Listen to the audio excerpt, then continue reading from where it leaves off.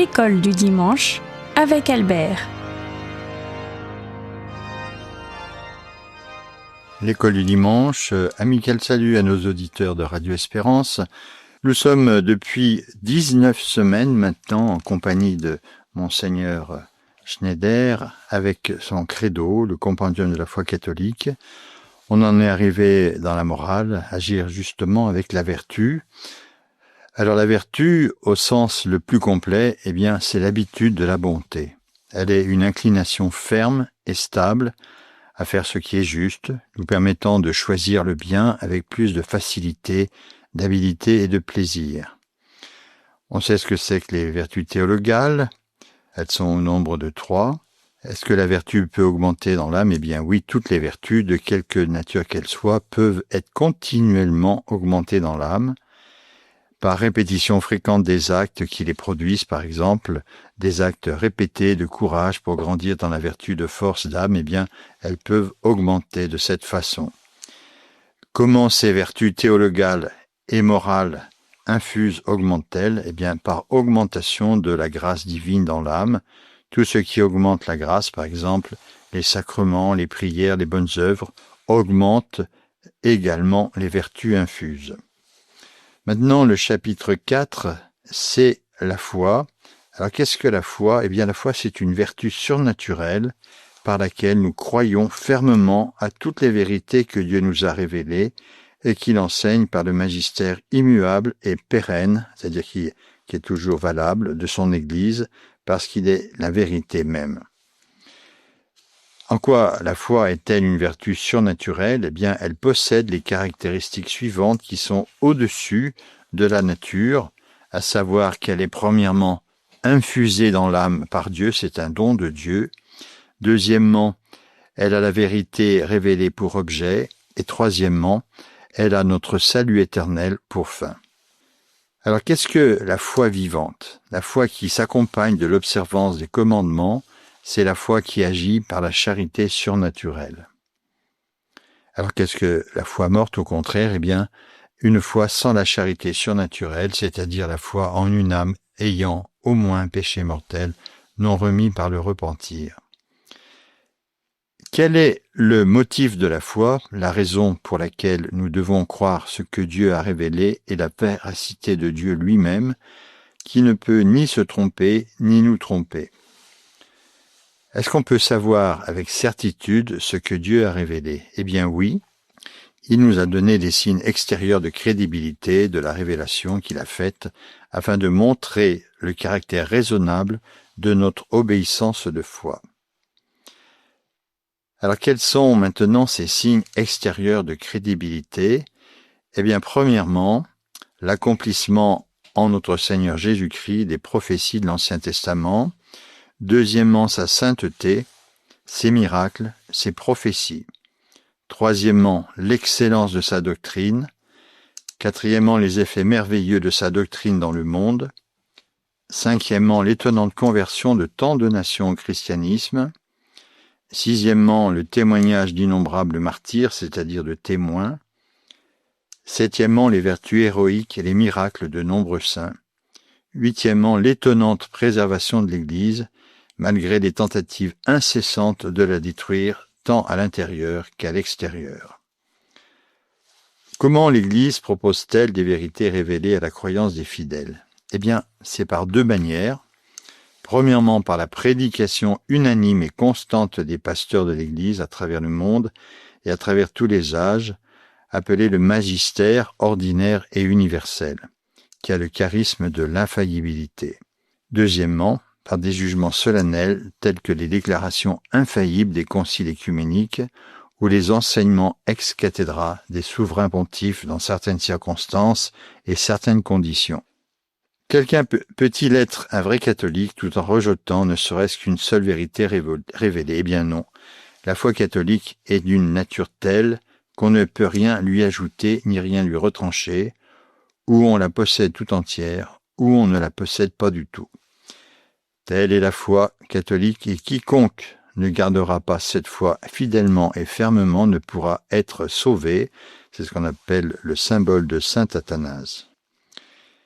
Il n'est pas question de qualificatif pour signifier la profession de catholicisme. À chacun, il suffit de dire « chrétien est mon nom et catholique mon surnom », qu'on s'applique seulement à justifier vraiment cette appellation par les faits, comme l'avait rappelé le pape Benoît XV dans l'encyclique Ad Beatissimi Apostolorum du 1er novembre 1914.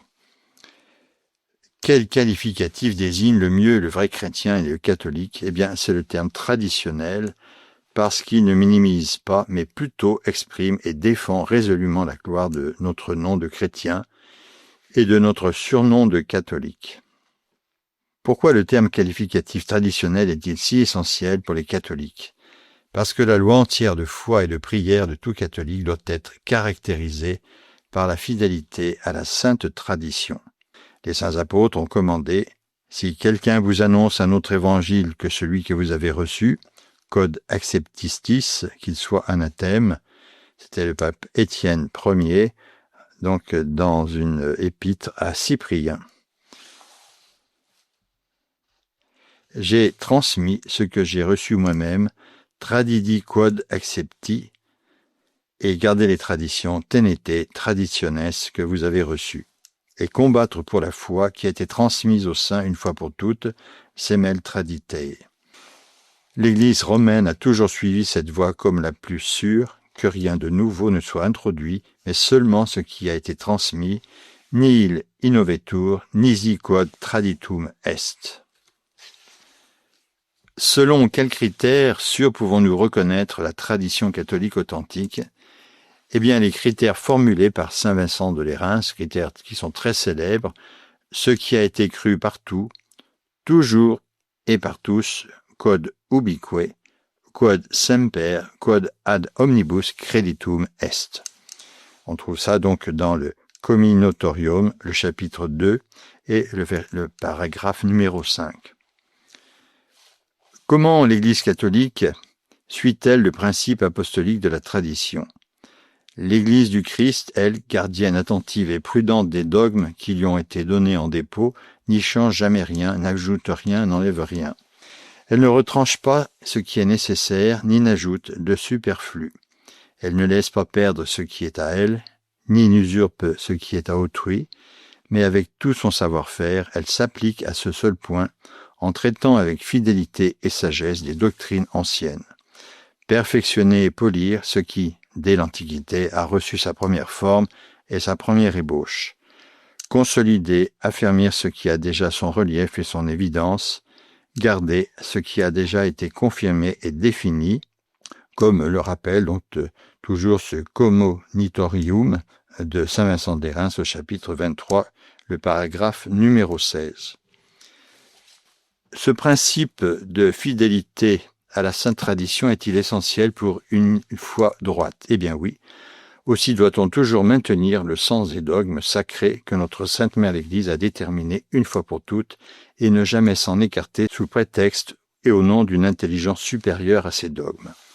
Que croissent donc et se multiplient abondamment pour chacun, dans chacun comme dans tous, chez tout homme, aussi bien que dans toute l'Église, durant le cours des âges et des siècles, l'intelligence, la science et la sagesse, mais seulement selon leur nature particulière, c'est-à-dire dans le même dogme, dans le même sens et dans la même pensée, eodem sensu, eodemque sententia, comme l'a rappelé le Concile Vatican I dans Deus Filius, le chapitre 4. Le Concile Vatican II a-t-il insisté sur le même principe de fidélité ? Eh bien oui. Cet office d'enseignement n'est pas au-dessus de la parole de Dieu, mais il la sert, n'enseignant que ce qui a été transmis, quod traditum est, l'écoutant pieusement, la gardant scrupuleusement et l'expliquant fidèlement. C'est donc dans Dei Verbum, le paragraphe numéro 10.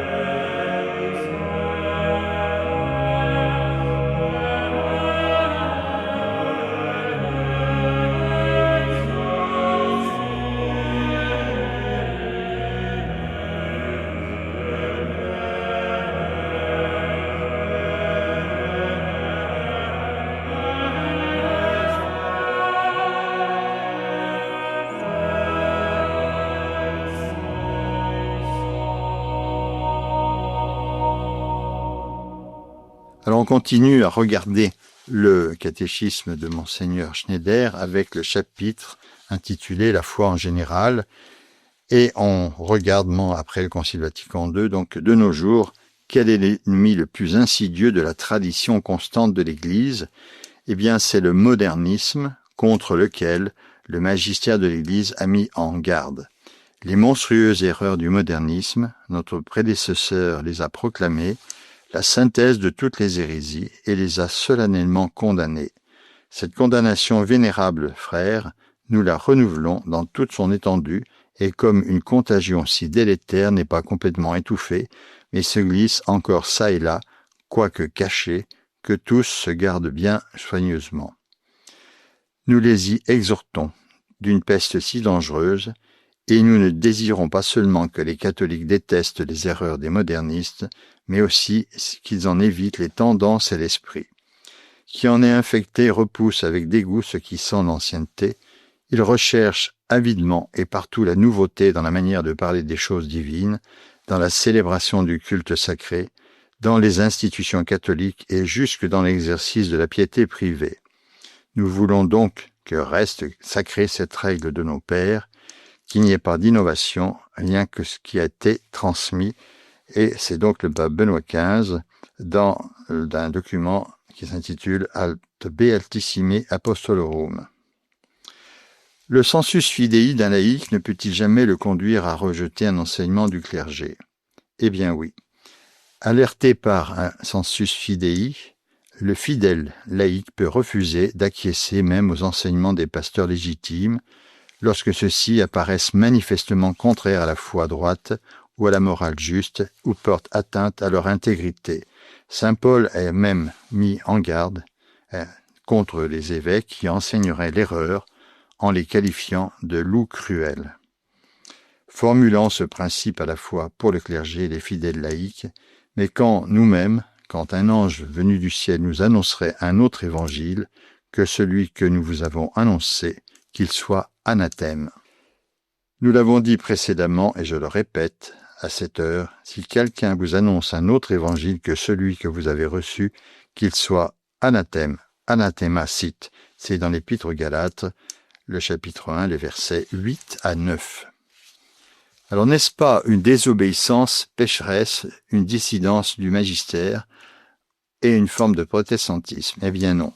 Loin de se considérer comme le critère ultime de la vérité, ce qui serait une forme de protestantisme, le fidèle catholique, confronté à un enseignement inquiétant mais autorisé, ne fait que s'en remettre à l'autorité supérieure des enseignements universels, pérennes et traditionnels de l'Église, rejetant ce qui s'en écarte. Quand et comment le clergé ou les laïcs peuvent-ils légitimement résister ou réprimander leur supérieur, même un pape?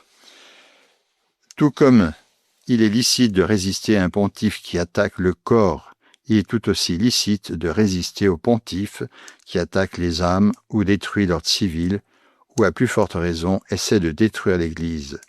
Je dis qu'il est licite de lui résister en ne faisant pas ce qu'il ordonne de faire et en empêchant l'exécution de la volonté. Il n'est pas licite cependant de le juger, de le punir ou de le déposer, parce que ce sont là des actes relevant d'un supérieur. Donc c'est Saint Robert Bellarmin, un docteur de l'Église, qui écrivait cela dans De Pontificie Romano, le livre 2, le chapitre 29. Alors, est-ce qu'il existe des exemples historiques d'une telle résistance légitime aux enseignements ambigus et erronés des pasteurs légitimes de l'Église? Eh bien oui, la Providence en a donné un exemple clair dans la crise arienne du IVe siècle, lorsque l'hérésie a infecté presque tout l'épiscopat et les laïcs, sont pourtant restés fidèles à la foi catholique traditionnelle. En ce temps d'immense confusion, le dogme divin de la divinité de notre Seigneur était proclamé, imposé, maintenu et, humainement parlant, préservé, beaucoup plus par l'Ecclesia Docta, c'est-à-dire les laïcs, que par l'Ecclesia Docens, c'est-à-dire la hiérarchie. Le corps de l'épiscopat était infidèle à sa mission, tandis que le corps des laïcs était fidèle à son baptême. À ce moment, le pape, à d'autres moments, le siège patriarcal, métropolitain et d'autres grands sièges, à d'autres moments, les conciles généraux, ont dit ce qu'ils n'auraient pas dû dire ou ont fait ce qui obscurcissait et compromettait la vérité révélée. Tandis que d'autre part, c'était le peuple chrétien qui, sous la providence, était la force ecclésiastique, depuis Athanase, de Saint-Hilaire de Poitiers, d'Eusèbe de Verceil et d'autres grands confesseurs solitaires qui auraient échoué sans lui.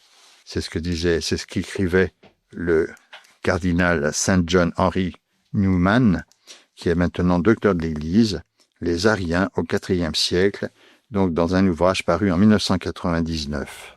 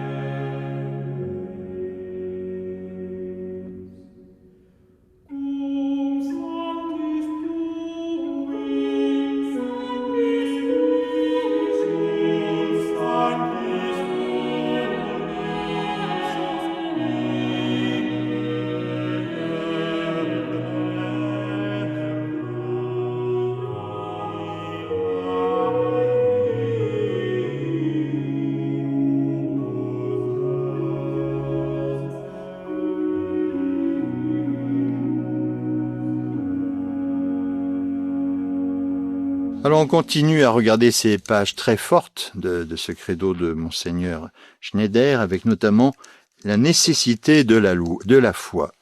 Alors, est-ce que la foi est une vertu nécessaire au salut? Eh bien sûr, celui qui ne croira pas sera condamné. La foi est une condition absolument nécessaire pour recevoir la grâce sanctifiante sans laquelle personne ne peut être sauvé. La foi habituelle est-elle suffisante pour le salut? Eh bien, de quoi s'agit-il? La foi habituelle, disposition intérieure communiquée par le baptême, est suffisante pour ceux qui n'ont pas l'usage de la raison. Mais ceux qui ont l'usage de leur raison doivent avoir la foi actuelle pour être sauvés, ce qui signifie que nous devons soumettre notre intelligence et notre volonté à Dieu par notre propre choix personnel.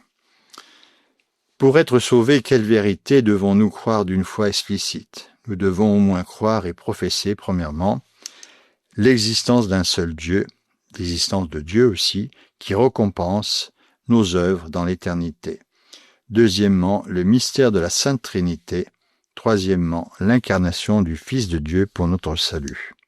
C'est ce que donc écrivait saint Thomas d'Aquin dans sa Somme théologique. Quelle obligation avons-nous à l'égard des autres vérités révélées? Eh bien, il suffit de les croire implicitement. Cependant, chacun est obligé d'acquérir une compréhension et une foi plus profonde selon sa propre capacité et son état de vie. Quand sommes-nous obligés de faire des actes de foi intérieure? Eh bien, dès que nous avons une connaissance suffisante de la vérité révélée. Deuxièmement, souvent au long de notre vie. Troisièmement, à l'heure de la mort. Quatrièmement, dans certaines circonstances particulières, par exemple face à une tentation violente, en particulier contre la foi. Que devons-nous faire quant aux actes de foi extérieurs? Eh bien, nous devons premièrement ne jamais renier notre foi, que ce soit en privé ou en public, ni dissimuler une fausse foi. Deuxièmement, professer ouvertement notre foi chaque fois que le silence pourrait être considéré comme une apostasie ou un grave scandale pour les autres.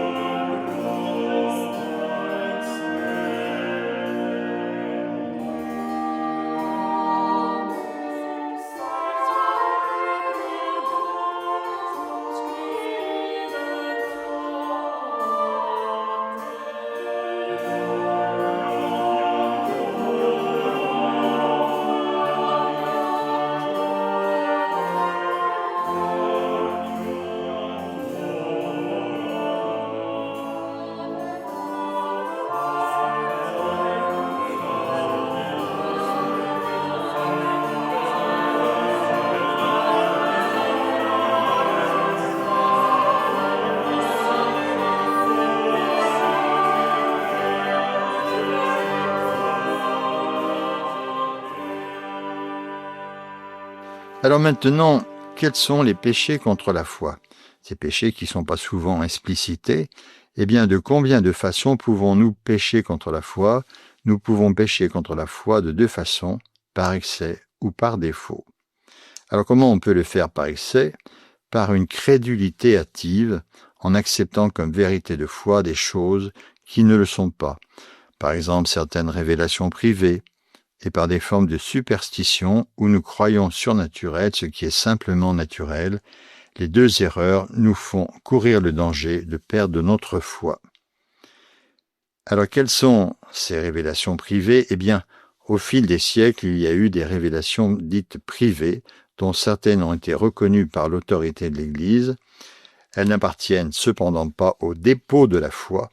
Leur rôle n'est pas d'améliorer ou de compléter la révélation définitive du Christ, mais d'aider à la vivre plus pleinement à une certaine époque de l'histoire. La foi chrétienne ne peut pas accepter des révélations qui prétendent dépasser ou corriger la révélation dont le Christ est l'achèvement. C'est le cas de certaines religions non chrétiennes, mais aussi de certaines sectes récentes qui se fondent sur de telles révélations. Celles-ci ne fondent pas l'obligation de foi, mais doivent être distinguées avec soin, éprouver les esprits. Alors, dans le catéchisme de l'Église, au canon 67, on parle donc de certaines religions non chrétiennes, puis aussi de certaines sectes récentes qui se fondent sur de telles révélations.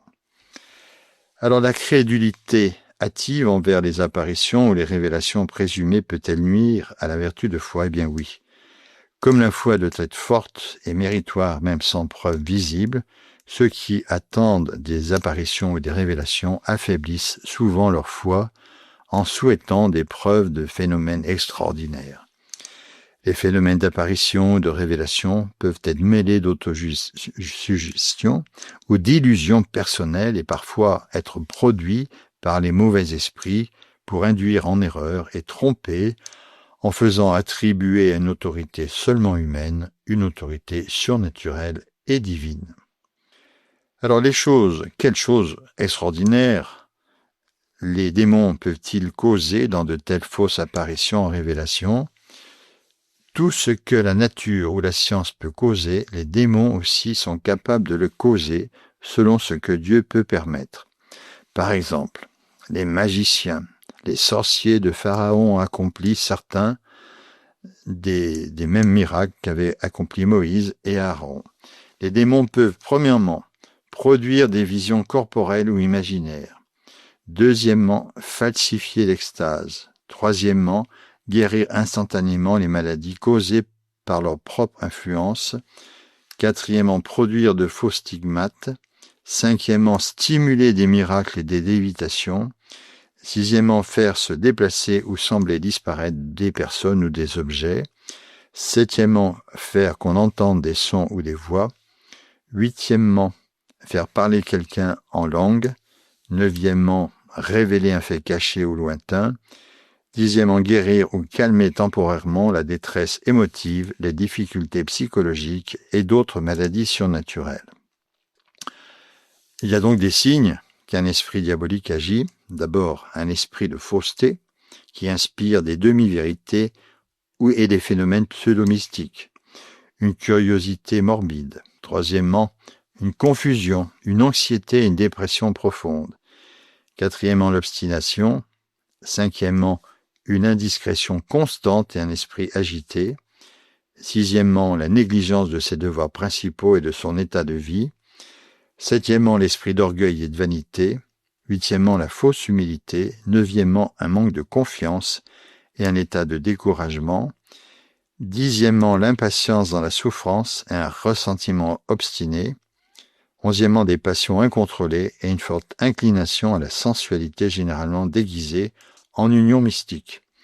Douzièmement, l'hypocrisie, la simulation et la duplicité. Treizièmement, l'attachement excessif aux consolations sensibles.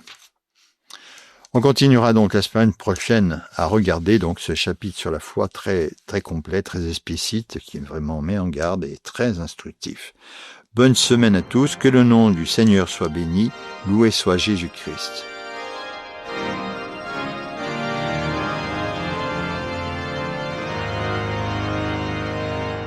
C'était sur Radio Espérance, l'école du dimanche, avec Albert.